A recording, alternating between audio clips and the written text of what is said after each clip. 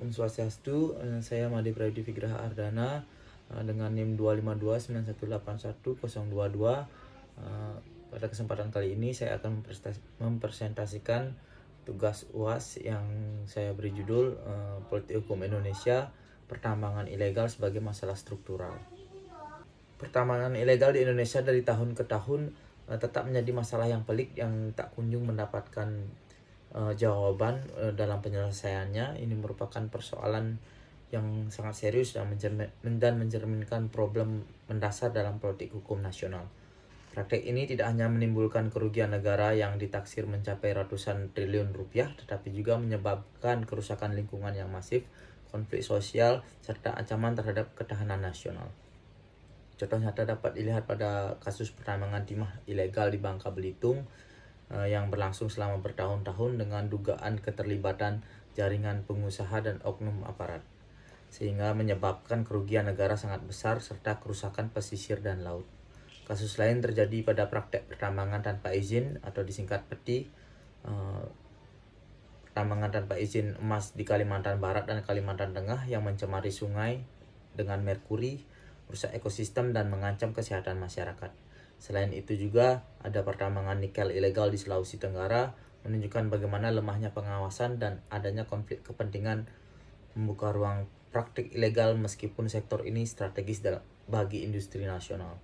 Ironisnya, persoalan ini tetap berlangsung meskipun Indonesia telah memiliki kerangka regulasi yang relatif kuat, termasuk Undang-Undang Minerba Nomor 3 Tahun 2020 dan berbagai upaya penindakan oleh aparat penegak hukum. Kondisi tersebut menegaskan bahwa persoalan pertambangan ilegal bukan semata masalah norma hukum, melainkan berkaitan erat dengan lemahnya implementasi, rendahnya integritas institusi, serta belum kuatnya kemauan politik negara dalam memberantas kejahatan sumber daya alam secara menyeluruh. Adapun beberapa permasalahan politik hukum yang menyebabkan mengapa pertambangan ilegal tumbuh subur di Indonesia, antara lain yang pertama ada lemahnya penegakan hukum dan perlindungan. Penegakan hukum terhadap pertambangan ilegal masih bersifat inkonsisten dan tebang pilih. Banyak kasus berhenti pada pelaku lapangan, sementara aktor intelektual, pemodal besar, dan jaringan di belakangnya jarang tersentuh hukum. Kondisi ini menimbulkan ketidakpastian hukum dan melemahkan kepercayaan publik terhadap negara yang sebagai penegak keadilan. Yang kedua ada korupsi dan kepentingan tersembunyi. Pertambangan ilegal kerap dilindungi oleh praktik korupsi yang melibatkan oknum pejabat, aparat penegak hukum maupun elit politik. Kepentingan ekonomi jangka pendek dan rente sumber daya alam mengalahkan kepentingan publik, sehingga hukum diperalat sebagai alat legitimasi bukan sebagai instrumen keadilan. Yang ketiga ada konflik kepentingan dan ketidaktegasan negara. Negara sering berada dalam posisi ambigu antara kepentingan investasi, penerimaan negara, dan perlindungan lingkungan. Ketidaktegasan ini membuka ruang kompromi politik yang melemahkan keberanian negara dalam menindak pelanggaran hukum secara konsisten. Yang terakhir ada sentralistik kewenangan. Sentralisasi kewenangan perizinan pertambangan di tingkat pusat belum sepenuhnya diimbangi dengan pengawasan yang efektif di daerah.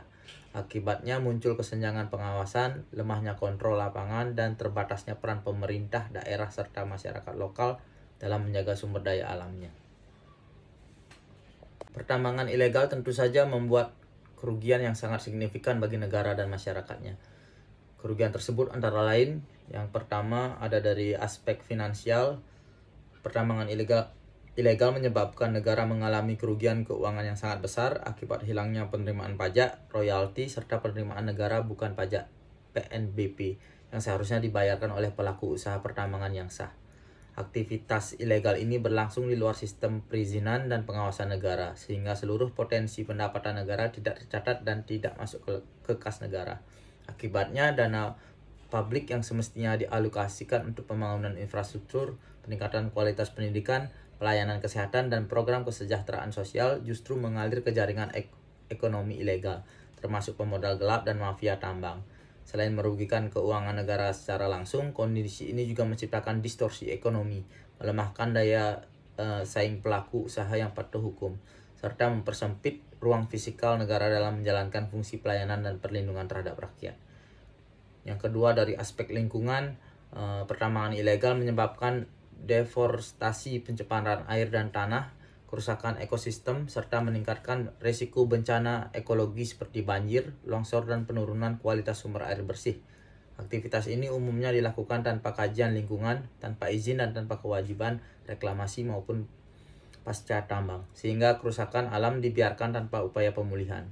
Penggunaan bahan berbahaya seperti merkuri dan sianida dalam pertambangan ilegal juga menimbulkan pencemaran yang berdampak langsung pada kesehatan manusia dan keberlanjutan keanekaragaman hayati. Kerusakan lingkungan akibat pertambangan ilegal bersifat jangka panjang, bahkan lintas generasi, dan dalam banyak kasus tidak dapat dipulihkan sepenuhnya, sehingga membebani negara dengan biaya pemulihan ekologis yang sangat besar di masa depan. Yang ketiga ada dari aspek sosial. Dampak sosial pertambangan ilegal terlihat dari munculnya konflik lahan antara masyarakat lokal, masyarakat adat, perusahaan, dan negara akibat tumpang tindih klaim penguasaan wilayah. Tidak jarang masyarakat adat yang secara turun-temurun mengelola wilayahnya justru mengalami kriminalisasi ketika mempertahankan hak atas tanah dan sumber penghidupannya. Selain itu, pertambangan ilegal menghilangkan mata pencaharian tradisional seperti pertanian, perikanan, kehutanan, akibat rusaknya lingkungan hidup. Kondisi ini memperlebar ketimpangan sosial di wilayah tambang, di mana keuntungan ekonomi hanya dinikmati oleh segelintir pihak, sementara masyarakat sekitar menanggung beban sosial, ekonomi, dan ekologis. Dalam banyak kasus, masyarakat lokal tidak hanya gagal memperoleh manfaat dari eksploitasi sumber daya alam, tetapi justru menjadi korban dari praktek pertambangan yang tidak berkeadilan dan tidak berkelanjutan. Meskipun pemerintah telah berupaya dalam menangani kasus ini dengan memperbarui Undang-Undang Minerba Nomor 3 Tahun 2020 mengenai pertambangan mineral dan batu bara, namun dalam praktiknya pemerintah dan aparat penegak hukum belum dapat memaksimalkan penerapannya. Hal-hal yang dapat dilakukan pemerintah dalam mengurangi atau bahkan menghentikan kegiatan penambangan ilegal tersebut antara lain, yang pertama, penegakan hukum yang tegas dan konsisten. Negara harus menegakkan hukum secara menyeluruh dan berkeadilan, tidak berhenti pada penindakan terhadap pelaku lapangan atau masyarakat kecil, tetapi secara serius membongkar dan menindak jaringan mafia tambang, pemodal besar, serta oknum aparat dan pejabat yang memberikan perlindungan terhadap praktik pertambangan ilegal. Penegakan hukum yang demikian menuntut keberanian institusional dan independensi aparat penegak hukum agar tidak tunduk pada tekanan politik maupun kepentingan ekonomi.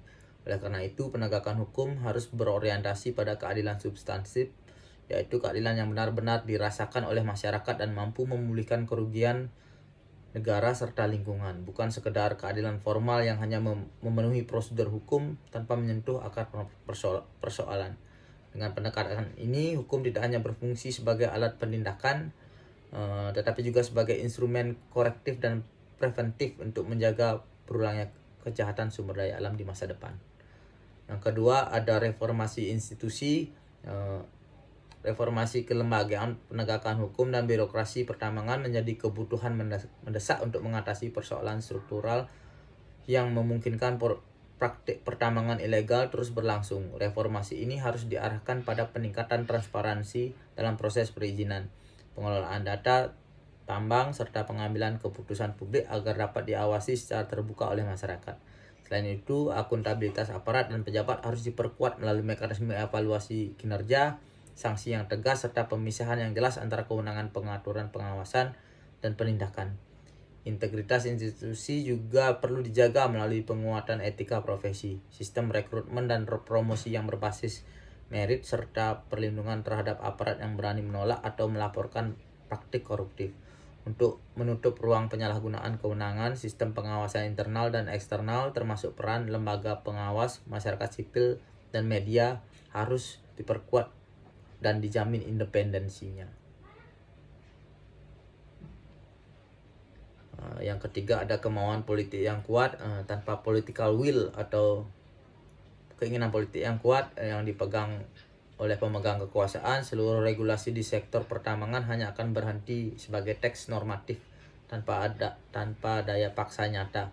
Kemauan politik menentukan apakah hukum benar-benar dijalankan secara konsisten atau justru dikompromikan demi kepentingan elit dan keuntungan ekonomi jangka pendek. Negara harus berani menempatkan kepentingan jangka panjang bangsa, keberlanjutan lingkungan hidup, serta kesejahteraan rakyat sebagai prioritas utama dalam setiap pengambilan kebijakan, sekalipun hal tersebut berpotensi menimbulkan resistensi dari kelompok berkepentingan. Dengan kemauan politik yang kuat, negara tidak hanya mampu menegakkan hukum secara adil, tetapi juga mendorong perubahan struktural, memutus mata rantai mafia sumber daya alam, dan memastikan bahwa pengelolaan kekayaan alam benar-benar digunakan sebesar-besarnya untuk kemakmuran rakyat sebagaimana mandat konstitusi. Yang keempat ada pengawasan dan pencegahan. Pengawasan terhadap kegiatan pertambangan harus diperkuat melalui pemanfaatan teknologi seperti sistem informasi, perizinan terintegrasi, pemantauan berbasis satelit, dan pelacakan rantai pasok mineral untuk mencegah hasil tambang ilegal masuk ke pasar resmi. Selain pengawasan teknokratis, keterlibatan masyarakat sipil, organisasi lingkungan, dan media massa memiliki peran strategis sebagai pengawas independen yang dapat mengungkap praktik ilegal dan penyalahgunaan kewenangan. Negara juga wajib memberikan perlindungan hukum yang efektif bagi pelapor agar mereka tidak mengalami kriminalisasi atau intimidasi ketika mengungkap kejahatan pertambangan. Dengan pendekatan ini, pencegahan harus ditempatkan sebagai strategi utama melalui deteksi dini, transparansi, dan partisipasi publik, sehingga penegakan hukum tidak lagi bersifat reaktif setelah kerusakan lingkungan dan kerugian negara terjadi, melainkan mampu mencegah pelanggaran sejak awal. Pertambangan ilegal merupakan cermin dari krisis politik hukum di sektor sumber daya alam. Selama hukum masih mudah dikompromikan oleh kekuasaan dan kepentingan ekonomi, kerugian negara, kerusakan lingkungan, dan penderitaan masyarakat akan terus berulang. Oleh karena itu, pengelolaan sumber daya alam yang berkelanjutan hanya dapat terwujud melalui penegakan hukum yang berintegritas, reformasi institusi yang serius, dan kemauan politik yang berpihak pada kesejahteraan rakyat sebagai tujuan utama negara. Baik, demikianlah tadi presentasi dari saya. Terima kasih. Om Santi Santi Santi Om.